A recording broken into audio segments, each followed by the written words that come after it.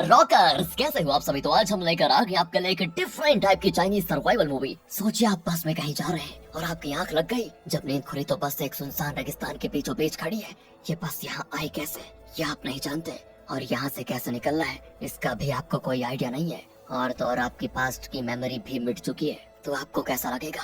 वैसा ही कुछ लगता है इस मूवी में कुछ लोगों को, जब उनकी बस रेगिस्तान के बीचों बीच खड़ी दिखती है और वो जानते तक नहीं कि ये अचानक यहाँ कैसे पहुँचे। ऊपर से उन्हें अपने बारे में भी कुछ याद काफी नहीं था। उनके चारों ओर अजीब से क्रिएचर्स नजर आ जाते हैं, जिन्हें देखकर उन्हें इतना तो पता चल जाता है कि ये पृथ्वी हो ही नहीं सकती, बल्कि कोई और ही प्लेनेट है। अरे यार, ये कुछ ज्यादा लंबा इंट्रो हो गया, चलो शुरू करते हैं।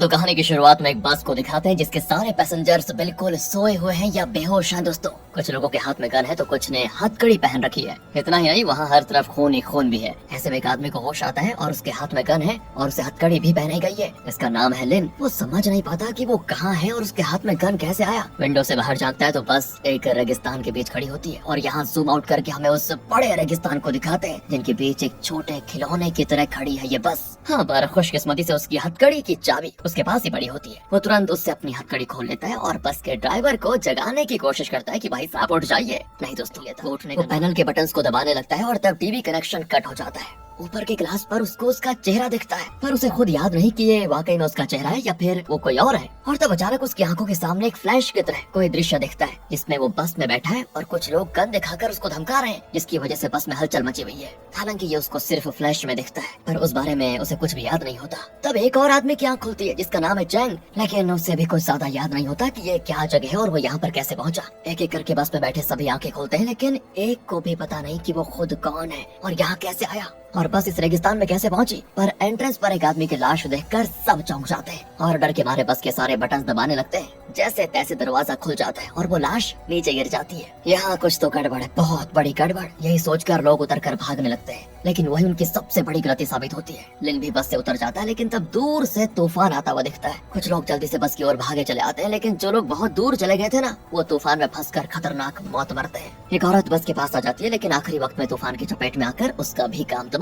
लिन और कुछ लोग बस में चढ़ चुके होते हैं। उनमें से एक आदमी को गाड़ी स्टार्ट करके निकल जाता है। अब उस बस में सिर्फ 5 लोग बचे हुए हैं। एक तो लिन, दूसरा चैंग, तीसरा बस का ड्राइवर जियांग, चौथे का नाम जॉन है और 5वां है पार्कर। जियांग तो बस को बड़ी तेजी से चलाता है और ये लोग किसी तरह उस तूफान से बच जाते हैं। और यहाँ पर जूम आउट करके दिखाते हैं कि रेगिस्तान के एक तरफ गुफा है जहाँ से एक अजीब दिखने वाला क्रिएचर बाहर निकल रहा है। मतलब वो बाहर झांकता है। यहाँ बस में जॉन फोन से किसी को कॉल करने की सोचता है, लेकिन उसे फोन का पासवर्ड याद ही नहीं होता। दूसरी ओर फैंग नाम के एक पुलिस ऑफिसर को दिखाते हैं जो किसी गाड़ी की जांच कर रही होती है। उसमें रेडियो मैसेज आता है कि 3 लोग बैंक लूट कर भाग गए हैं, उनको पकड़ना होगा। उसके नीचे एक फोन होता है जिसमें एक औरत की आवाज आती है कि मेरी बेटी को प्लीज कुछ मत करना, उसको छोड़ दो। यहाँ से सीधे बस को दिखाते हैं जिसके अंदर ये लोग एक बैग देखते हैं। दोस्तों, मैं जो भी बोल रहा हूँ उसको नोट कर लेना आप। हाँ, तो कहाँ पे थे? हाँ, इसके बाद बस को दिखाते हैं तो अंदर ये लोग एक बैग देखते हैं जिसमें रोकड़ा भरा होता है और साथ ही कुछ मास्क भी होते हैं। यहाँ पर तो हमको लगता है कि कुछ देर पहले उस गाड़ी के रेडियो में जो मैसेज आया था कि 3 लोगों का एक गैंग बैंक लूट कर भागा है, शायद ये उन्हीं का बैग है। पैसे देखकर जॉन झूठ बोलता है कि मुझे सब याद आ गया, ये मेरा बैग है और ये सारे पैसे भी मेरे हैं। अब वो सारे बैग्स चेक करते हैं तो एक बैग में एक वाटर, सभी उस बोतल में बचे हुए थोड़े से पानी के लिए लड़ते हैं,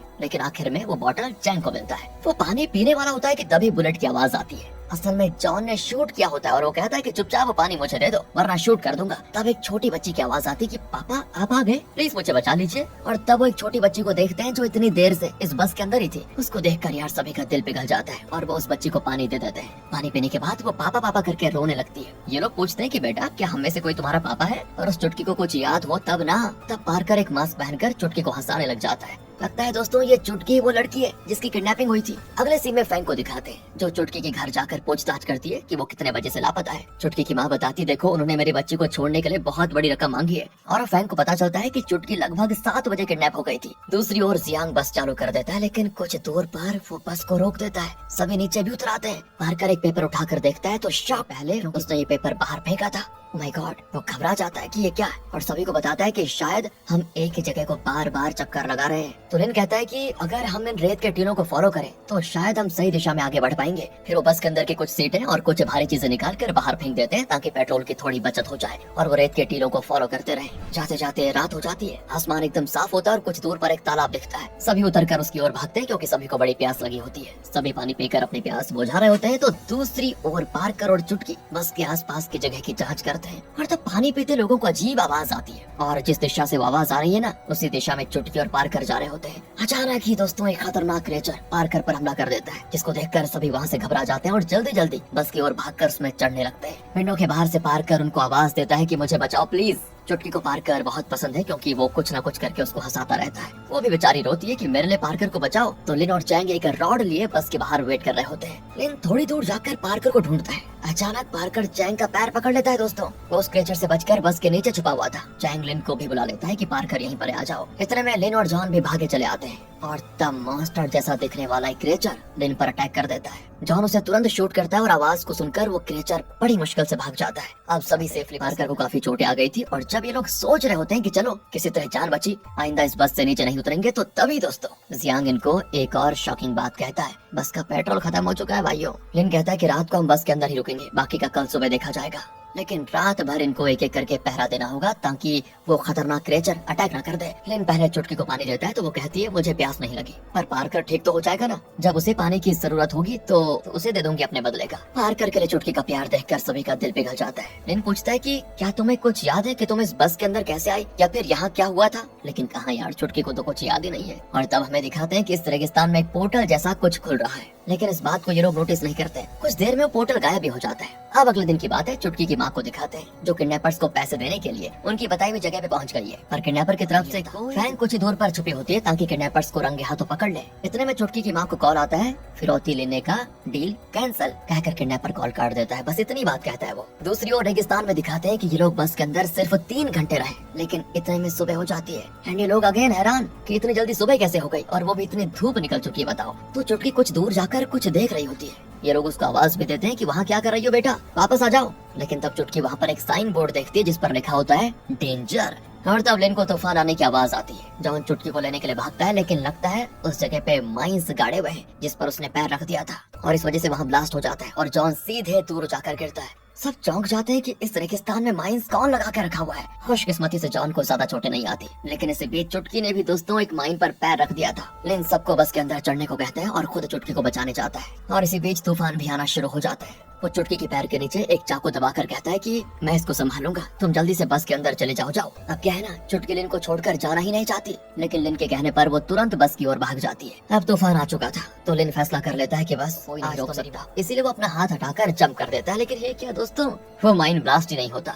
लो, इसके लिए मैं डर रहा था इतनी देर से, ये सोचकर लिन वहाँ से भागता है। लेकिन इससे पहले कि वो बस में चढ़ता, तूफान की चपेट में आ जाता है बेचारा। बस में सभी डर जाते हैं कि न जाने लिन को क्या हो गया होगा। कुछ देर के बाद जब तूफान ढल जाता है तो वो बाहर आकर देखते हैं, लेकिन लिन कहीं नजर नहीं आता। सब बड़े दुखी भी हो जाते हैं कि लगता है तूफान में लिन कहीं मर गया। लेकिन तब कार्गो कंपार्टमेंट से लिन बाहर निकलता है। लगता है वो उसमें छुपकर तूफान से बच गया था। जॉन को काफी चोटें आई होती हैं, लेकिन वो धीरे धीरे ठीक हो रहा होता है। बाकी लोग तो उम्मीद ही खो चुके होते हैं और मानने लग जाते हैं कि बस हम यहाँ पर फंस चुके हैं, यहीं पर मर जाएंगे, कभी अपने घर वापस नहीं जा पाएंगे। पता नहीं ये कौन सी जगह है, ये पृथ्वी पर है भी या किसी और प्लेनेट में है, कुछ पता नहीं। किसी की भी कुछ समझ में नहीं आता और सभी बड़े उदास होते हैं। तब दोस्तों लिन दूर एक बंकर को देखता है। दूसरी ओर यहाँ चुटकी की माँ फ्रैंक से कहती है, देखो मेरी बेटी मुझसे छिन गई है, इसका कारण मैं खुद हूँ। फिर वो अपना फ्लैशबैक बताती है जिससे पता चलता है कि वो एक सिंगल मदर है। जब चुटकी थोड़ी बड़ी हुई तो पूछने लगी मेरे पापा कहाँ हैं? माँ उसको नहीं बताना चाहती थी कि तुम्हारे पापा नहीं है, इसलिए उसने कह दिया कि तुम्हारे पापा बहुत दूर किसी काम पे गए हुए हैं बेटा, तुम्हारे 8वें बर्थडे पर ना वो तुमको देखने के लिए आएंगे। लेकिन जब उसके 8वें बर्थडे पर भी पापा परेशान हो गए और वो अपने पापा को ढूंढने के लिए अकेले ही घर से निकल गई और तब कुछ किडनैपर्स ने उसे अगवा कर लिया था। यहाँ रेगिस्तान में सभी उस बंकर की ओर चलने लगते हैं। जॉन चल नहीं पाता तो जियांग उसको उठाकर चल रहा होता है। लेकिन जब वो बंकर के पास पहुंचते हैं तो देखते हैं कि वहाँ तो ह्यूमन स्केलेटन्स पड़े हुए हैं और बंकर के ऊपर ब्रिटिश फ्लैग लगा हुआ है। ये लोग डर डर के अंदर जाते हैं क्योंकि उनको लगता है कि शायद ये चाइना है ही नहीं, अंदर ढेरों गन्स होते हैं। वहाँ पर कई छोटे छोटे रास्ते भी नजर आते हैं। तब लिन उनको बुलाता है और वो देखते हैं कि वहाँ बहुत सारे कैन फूड है। सभी खुश होकर उन कैंस को खोलकर खाने लगते हैं, लेकिन खाने के बाद पता चलता है कि वो फूड खराब हो चुका है। अब ये लोग हैरान हो जाते हैं कि ये कैसा कैन फूड है जो सड़ गया, क्योंकि नॉर्मली कैन फूड कई दिनों तक सड़ता नहीं। वो उन कैंस का डेट चेक करते हैं तो उनको लगता है शॉक, क्योंकि उसमें डेट लिखी थी 1914 और ये लोग है 2015 में, मतलब ये 1914 के जमाने का फूड है। तो क्या हम 1940 में पहुँच गए? लिन कहता है मुझे पहले ही शक था, क्योंकि यहाँ पर रखे हुए वेपन्स पुराने जमाने के लगते हैं और ये जगह चाइना के अंदर है ही नहीं, ये तो कोई और ही देश लग रहा है। इतना ही नहीं, अगर इस जगह पे बंकर है तो किसी भी वक्त यहाँ पर सोल्जर्स आ सकते हैं, इसीलिए हमें जल्द से जल्द ये जगह खाली करनी होगी। लेकिन अब क्या है ना, बाकी लोग तो वो उस बंकर में ही रहने लगते हैं। जियांग उस जगह की जांच करता है तो एक जगह उसे पेट्रोल मिल जाता है, वो बड़ा खुश होता है फिर वो बस में पेट्रोल भरने के लिए जाते हैं। पार्कर, चुटकी और जॉन को बंकर में छोड़कर बाकी लोग गन लेकर बस की ओर जाते हैं। पर ये क्या, बस का टायर तो रेत में फंसा होता है। वो उसे बाहर निकालने की कोशिश कर रहे होते हैं, लेकिन तभी उनको एक हेलमेट मिलता है और कुछ लेटर्स भी मिलते हैं। लगता है इस हेलमेट में टायर फंसा हुआ था और उन लेटर से पता चलता है दोस्तों कि वो किसी की डायरी है जो किसी और ही भाषा में लिखी हुई है। चैंग को भाषा आती है तो वो उसको पढ़ता है। तब वो कहता है यार ये किसी सोल्जर की डायरी है और उसने इस डायरी को 1915 में लिखा था कि वो अपनी इन्फेंट्री के साथ युद्ध के लिए जा रहा था कि अचानक वो एक घने कोहरे से गिर गए और जब कोहरा हटा तो उन्होंने खुद को एक रेगिस्तान में पाया और वो सभी अपनी मेमोरीज भी खो चुके थे। और इस जगह को देखकर हमें एहसास हुआ कि ये जगह पृथ्वी पर नहीं है। सोल्जर की ये बातें पढ़कर ये लोग हैरान। दूसरी ओर बंकर में अजीब आवाज को सुनकर तीनों डर जाते हैं और तब एक खम्भे के पीछे से निकलता है वो खतरनाक क्रिएचर। ये लोग बिल्कुल खामोश रहते हैं कि वो चला जाएगा, पर वो नहीं जाता तो पार्कर उसको शूट करने लगता है और वो क्रिएचर भाग जाता है। यहाँ ये लोग उस डायरी को पढ़ ही रहे होते हैं जिसमें आगे लिखा है कि अगर इस रेगिस्तान से बचना है तो यहाँ एक पोर्टल खुलेगा, उसी के जरिए यहाँ से बचकर निकला। दोस्तों ये लोग बंकर से कुछ क्रिएचर्स को निकलते हुए देख लेते हैं और बच निकलने के लिए बस को स्टार्ट कर देते हैं, लेकिन वो क्रिएचर्स बस पर चढ़कर इन पर हमला कर देते हैं। एक क्रिएचर तो अंदर भी आ जाता है लेकिन इनको कुछ करता नहीं और खुद नीचे कूद कर भाग जाता है। तब जियांग देखता है कि बाहर कुछ दूर पर एक पोर्टल खुल रहा है, इसी के बारे में शायद उस सोल्जर की डायरी में लिखा हुआ था। इसी बीच सारे क्रिएचर्स बंकर की ओर आ जाते हैं। जियांग तो अभी उस पोर्टल में जाकर बच निकलने की सोचता है, लेकिन लिन और चैंग कहते हैं हमारे साथी अभी भी बंकर में भाई, उन्हें छोड़कर अकेले कैसे जा सकते हैं हम। लेकिन जियांग कहता है वो पोर्टल कुछ ही देर के लिए खुलता है, अगर हम अभी नहीं गए तो न जाने वो कब खुलेगा, कुछ पता नहीं, हम यहीं फंस जाएंगे। लेकिन लिंग और चैंग तोड़े रहते हैं कि जब मुसीबत में हम सब साथ हैं तो हम ऐसा सेल्फिश फैसला कभी नहीं ले सकते। तुम्हें जाना है तुम जाओ, हम तो सबसे पहले जॉन, पार्कर और चुटकी को बंकर से बचा कर लेकर आएंगे और जो भी हो उन्हें साथ लेकर यहाँ से निकलेंगे। कहकर लिन और चैंग बस से उतरकर बंकर की ओर चलने लगते हैं। जाते जाते चैंग जियांग से कहता है कि सुनो, वो बच्ची अपने पापा से जितना प्यार करती है ना, वो प्यार और लगाव उसे हम सबसे भी है। ऐसी मासूम बच्चे को छोड़कर जाने का तुम फैसला कैसे कर सकते हो? क्या तुम इतने पत्थर दिल हो? ये कहकर वो दोनों निकल जाते हैं। दूसरी ओर बंकर में पार्कर और जॉन चुटकी को उन क्रिएचर से बचाने के लिए उन्हें अंधाधुंध शूट करते हैं कि यहाँ जो छोटे छोटे रास्ते हैं तुम दोनों उसमें से कोई रास्ता पकड़ लो और निकल जाओ, इन क्रिएचर्स को मैं देख लूंगा। पार्कर और चुटकी वैसा ही करते हैं। जॉन क्रिएचर्स का काफी मुकाबला करता है, लेकिन उसे पता चल चुका था कि वो इतने सारे क्रिएचर से बच नहीं पाएगा। वो वहाँ रखे बॉम्ब्स को ब्लास्ट करवाकर उन क्रिएचर्स के साथ खुद भी मर जाता है और ये सब देखकर लिन डर के मारे बंकर के पास भागे चला आता है। बंकर के अंदर कई क्रिएचर्स मरे पड़े होते हैं, लेकिन कुछ जिंदा भी होते हैं जो बिल्कुल गुस्से से घुर्रा रहे होते हैं। इसी बीच चुटकी और पार्कर उस बंकर से बाहर निकल आते हैं और यहाँ फ्लैशबैक में दिखाते हैं कि आखिर ये बस इस रेगिस्तान में कैसे पहुंची। शुरुआत में पार्कर अपना बॉक्स लिए इस बस में चढ़ता है। इस बस में और भी कई पैसेंजर्स होते हैं और कंडक्टर पार्कर को टिकट देने आती है कि कंडक्टर कोई और नहीं, वही औरत है जो कुछ लोगों के साथ इस बस से उतरकर भागी थी। पार्कर के पास वाली सीट पर बैठा होता है जियांग, जिसके साथ होती है चुटकी। मतलब यही है वो किडनैपर जो चुटकी को किडनैपिंग करके लेकर जा रहा था। वो चुटकी की माँ को कॉल करके कहता है आज हम फिरौती के पैसे नहीं लेंगे, डील कैंसिल। कहकर वो कॉल कट कर देता है। पहले जो सीन दिखाया गया था ना, जिसमें चुटकी की माँ किडनैपर की बताई हुई जगह पर पैसे लेकर पहुंची, लेकिन वहाँ किडनैपर नहीं आया और तब किडनैपर ने कॉल करके फिरौती डील लेने से कैंसिल कर दिया। वो किडनैपर जियांग ही था। कॉल कट करके जियांग अपनी गर्लफ्रेंड को कॉल करता है और बताता है मैं एक बहुत बड़ा काम कर रहा हूँ, अगर वो काम पूरा हो गया तो माला माल हो जाएंगे, फिर हम दोनों देखना कितने खुश रहेंगे। लेकिन गर्लफ्रेंड कहती है मेरे पेट में जो तुम्हारा बच्चा है वो अबॉर्ट हो गया, इसलिए मुझे शानदार जिंदगी जीने में कोई इंटरेस्ट नहीं रहा। सुनकर जियांग चौंक जाता है और पूछता है ये क्या कह रही हो, बच्चा अबॉर्ट कैसे? पुलिस इस बस को चेक करने आती है और यहाँ पर पता चलता है कि लिन एक पुलिस डिटेक्टिव है और वो सारे पैसेंजर्स की आईडी चेक करने लग जाता है। वो पार्कर से कहता है अपना वो रेड बॉक्स खोलकर दिखाओ। चलो वो भी खोलता है पर उसके अंदर शक करने जैसा कुछ नहीं होता।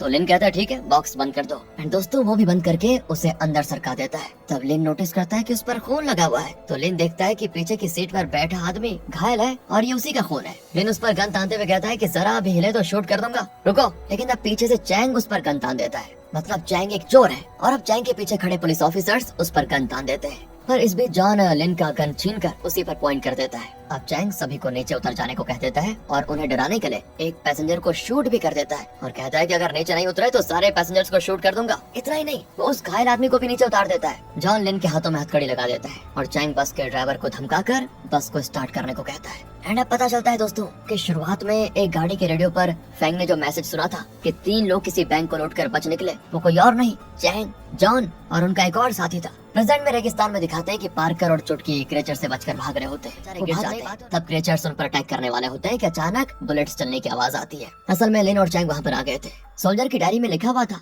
कि धीरे धीरे मेमोरी लौट आएगी, लेकिन लगता है फिलहाल तो किसी की मेमोरी वापस नहीं लौटी और इसीलिए चैंग गन से शूट करने से डर रहा होता है। हालांकि असल में वो गन हैंडल करना बखूबी जानता था, लेकिन हिम्मत जुटाकर वो क्रेचर्स को शूट करने लगता है। जैसे तैसे वो चुटकी को बचा लेते हैं, लेकिन इस बीच उनके बुलेट्स खत्म हो जाते हैं और तब जियांग एक क्रेचर पर बस चढ़ा देता है। आखिर चुटकी को बचाने के लिए जियांग भी आ गया था। हालांकि मेमोरी लॉस होने से पहले वो खुद चुटकी को किडनैप करके लेकर जा रहा था। अब सब बस में चढ़ जाते हैं, लेकिन बेचारा पार्कर काफी घायल हो जाता है और वो भाग नहीं पाता। बदकिस्मती से वो क्रेचर्स पार्कर पर हमला करके उसको मार डालते हैं। चुटकी उसको बचाने तो जाना चाहती है, लेकिन चैंग जानता है कि अगर कोई वहाँ गया तो वो भी पार्कर को बचा नहीं पाएगा, इसलिए वो चुटकी को हथकड़ी लगाकर वहीं लॉक कर देते हैं। कहानी जाती वापस फ्लैशबैक में। चैंग लिन को हथकड़ी लगवाकर बस को वहाँ से निकलवा लेता है। पुलिस बस का पीछा कर रही होती है। चैंग बाहर झांकता है और एक कदम सही एम लेकर पुलिस गाड़ी के टायर को शूट कर देता है, जिससे टायर उड़ जाता है। फिर बस एक टनल के अंदर जाती है। एक पुलिस गाड़ी अभी भी उसका पीछा कर रही होती है। टनल के दूसरी तरफ पुलिस बस के इंतजार में होती है। पुलिस ऑफिसर के हाथ में फाइल होती है जिसमें बैंक रॉबर्ट्स के फोटोज होते हैं। उनमें चैंग,